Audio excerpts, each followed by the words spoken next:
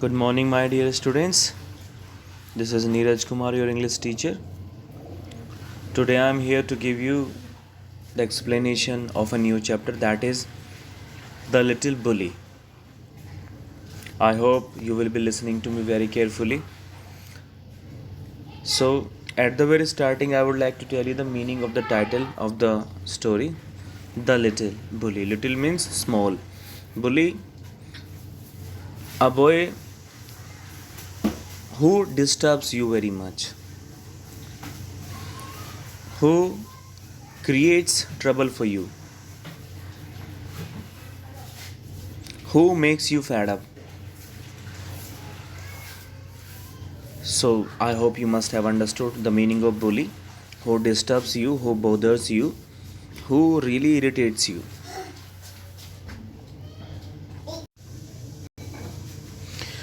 Do you know of any child who teases others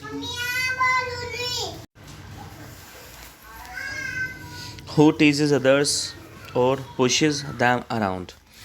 क्या आप एक ऐसे बच्चे को जानते हो, एक ऐसे चाइल्ड को जानते हो who teases others, जो दूसरों को चिढ़ाता है, परेशान करता है, और pushes them around means creates trouble for them? What would you call such a child? आप एक ऐसे बच्चे को क्या किस नाम से पुकारोगे? Read this story, इस कहानी को पढ़ो and see how Hari, a little boy, troubles other children. कि कैसे means the boy who is actually named Hari, a little boy, troubles other children. कि कैसे वो बाकी बच्चों को परेशान करता है, दुखी करता है. Now let's continue. Once upon a time, not so very long ago, there was a small boy called Hari. बहुत पहले की बात है, not so very long ago, ज़्यादा पुरानी भी नहीं है. There was a small boy Hari called Hari. एक छोटा बच्चा जिसका नाम हरी था. Although he was not very big, हालांकि उसकी हाइट ज़्यादा नहीं थी, ज़्यादा वो बड़ा नहीं था. He was strong, काफ़ी strong था. And he loved to tease all the boys and girls who went to school with him. वो उन सभी बच्चों को, लड़के लड़कियों को जो उसके साथ स्कूल जाया करते थे, he used to tease them, he used to bother them, उन्हें परेशान करता था. What he loved to do, उसे क्या चीज़ करना अच्छा लगता था? Was to pinch, means what did he like the most? It was pinching them. He could make a big bruise appear in half a second. So within half a second, a kind of injury mark, it was left after pinching. Let us continue. Another trick he played was pricking people with a pen. Means उसके बाद वो क्या करता था, एक pin उनको चुभोया करता था, right? So you can guess, आप अंदाज़ा लगा सकते हैं, how all the children hated him, कि बाकी के जो बच्चे थे उसे किस हद तक वो हेट करते थे, नफरत करते थे. Let's continue.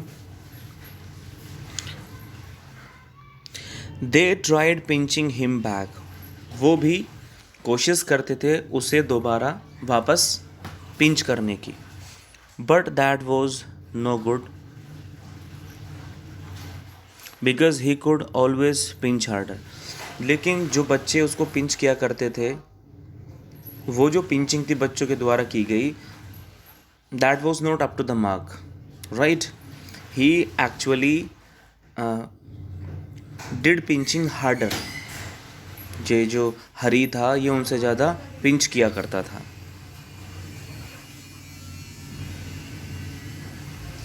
They did not like telling their teacher because that was telling tales. अब वो जो बच्चे थे वो टीचर के पास भी नहीं जाते थे, means the children didn't use to go to their teachers as well, क्योंकि वो समझते थे because they consider that it was a lie, means students were telling a lie, बच्चे झूठ बोल रहे हैं। They are making cock and bull story, मतलब वो एक झूठी कहानी बना रहे हैं।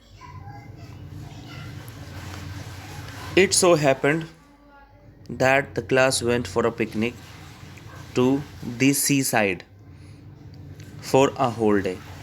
Once what was decided, the school decided that it would take the children for a picnic.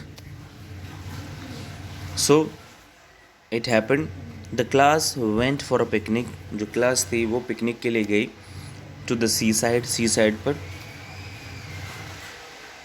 for a whole day, पूरे दिन के लिए। All the children were most excited, सभी बच्चे बहुत ज़्यादा excited थे, बहुत ज़्यादा excited थे सब बच्चे।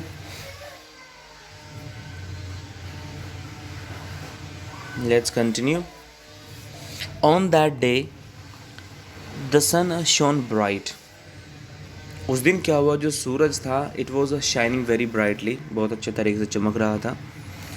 And all the children were wild with excitement. Means the children playing here and there as if the wild creatures were roaming in the forest. तो बच्चे बिल्कुल जैसे जंगल में जो जानवर होते हैं ना, घुमा करते हैं, बिल्कुल बच्चे means they got all excited, they got delighted and becoming wild as if the wild creatures were roaming into the forest. I hope you understand my dear students. Here I continue. They crowded into the train and sat down. After some time, they reached a train and sat down there.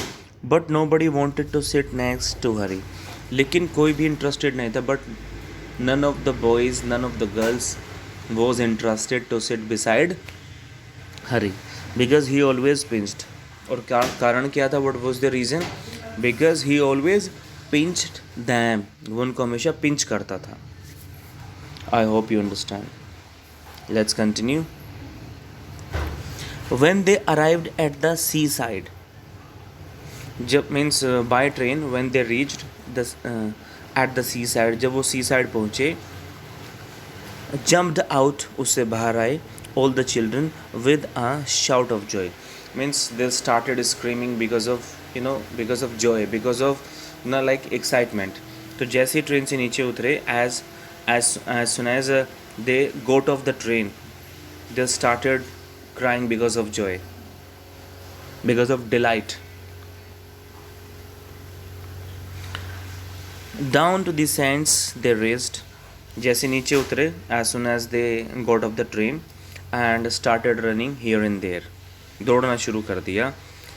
They raced, they started moving, they started doing race hand in hand. एक दूसरे का हाथ पकड़ के वो भागने लगे.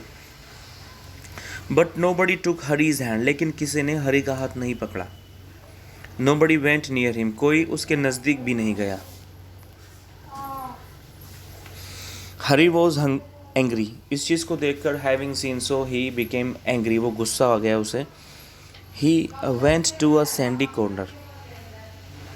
He went to a sandy corner. वो वहीं पर कहीं एक कॉर्नर में चला जाता है. Near a rocky pool. वहाँ पर जो एक रॉकी पूल मीन्स एक पूल था. रॉकी पूल का मतलब that has been made by rock, चट्टानों से बना हुआ. एंड सेट डाउन, और बैठ गया वहीं पर. ही टुक आउट हिज लंच. उसने अपने लंच को निकाला. एंड लुक्ड एट इट, और उसको देखा. It was a good lunch. वो बहुत अच्छा लंच था. There were 2 hard boiled eggs. He found in it 2 boiled eggs. वहाँ पर 2 boiled eggs थे. 6 jam sandwiches थे. 3 pieces of bread थे. ब्रेड एंड बटर थे, जिंजर केक था, and a bar of chocolate, और एक बार ऑफ चॉकलेट था. So my dear students, continue. He would eat it all by himself. वो सारी चीज़ें खुद खा गया. He taken all the things. He would not offer anything to anyone. उसने कोई भी चीज़ किसी बच्चे को खाने के लिए नहीं दी. So my dear students, that's enough for the day. The rest part of this chapter will be taken next time. Thank you very much.